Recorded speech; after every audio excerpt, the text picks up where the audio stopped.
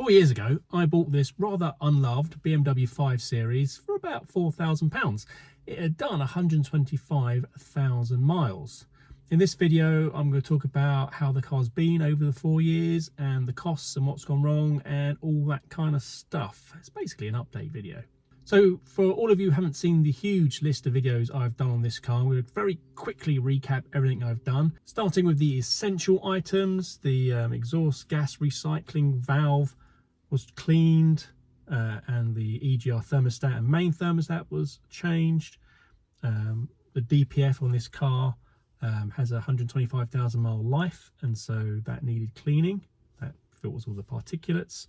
2 rear drive shafts failed. That was a very expensive repair. Rear wiper gets all gummed up and that seized. That needed to be replaced, as well as the motor, which burnt out because the wiper was seized. The heat exchanger, which cools the gearbox, needed to be replaced. At the front, track rod arms and ends were changed because they'd worn out, and the drop links as well. Turbocharger failed, so that had to be fully rebuilt. A little fogging sensor here which detects steam was replaced. Glow plug controller was changed, and the front wiper arm, the bearings went in that, so that needed to be fixed. On to maintenance, nothing really that you'd expect to do differently really. Coolant, power steering fluid, differential fluid, fuel filter, transmission fluid, filter, engine oil, brake fluid, cabin filters, engine air filter, glow plugs, and all the engine belts. As for consumables, stuff that wears out, 4 new tyres, wiper blades, and brake pads and discs. And the few cosmetic bits I'd done were new alloy wheels and the black grille at the front there in the bonnet. Costs for all that, all in, this is very, very quick, this summary, £2,500. I've got a full video that goes through all the costs in great detail, but I'm just kind of whizzing through it at the moment. And as a comparison, if you want a BMW to do that work, I estimate that would have cost you just over £10,000. So moving on to what's broken since my last update, that's 2 years. Luckily, not much, fairly reliable really. The biggest thing to fail is the air conditioning. Last year, I just noticed it wasn't going cold. Topped it up, didn't help, had it regassed. Only worked for 2 weeks, so obviously some kind of leak. I got a specialist in. What he did was he drained the system of gas, put in some new gas. I don't know what it was, but basically had this little detector, and he went round and he found where the leak was. Surprise, surprise, it was in the condenser at the front. Obviously that gets a lot of abuse from the road, and clearly it's just worn out over time. A new condenser and a compressor, because you might as well replace the compressor if the car's done 144,000 miles, about 300 quid in parts. So I need to order that and get that done on this car before it gets warm again. Luckily the heater's working just fine in the winter.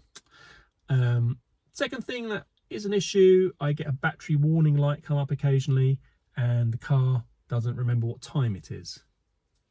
Everything else works fine. All the memory in the radio works, everything else works. Just the car doesn't know what time of day it is. It's not a big problem. The car still starts fine. What I'll do is I'll put this car on for like a good long trickle charge, like a good week when I can get the garage free, and hopefully that'll fix it. Otherwise, it's a new battery. And, you know, this car's done just under 14,000 miles on these set of tyres, and they're beginning to wear out. The rears are down to 3mm. They start with 7mm, so that's about 4mm of wear over 14,000 miles, which is all right. I think that's quite good for an ultra high performance tyre from Kumho. These are the PS71s. Obviously the legal limit's 1.6mm, so I could probably get another 4,000 to 5,000 miles out of these tyres. Obviously it's safer to swap them at 3mm, because obviously wet braking performance does start to get affected. Let's move it on to mods. Have I done any mods to this car? Not really, no. I've just replaced something that kind of annoyed me, which is the license plates were kind of horrible. They had like a bevel around them and dealer marks and stuff.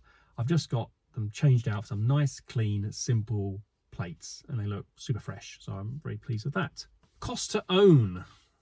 look at the costs, I would calculate, you know, the cost of the car was £4,000. I spent £2,500 on repairs.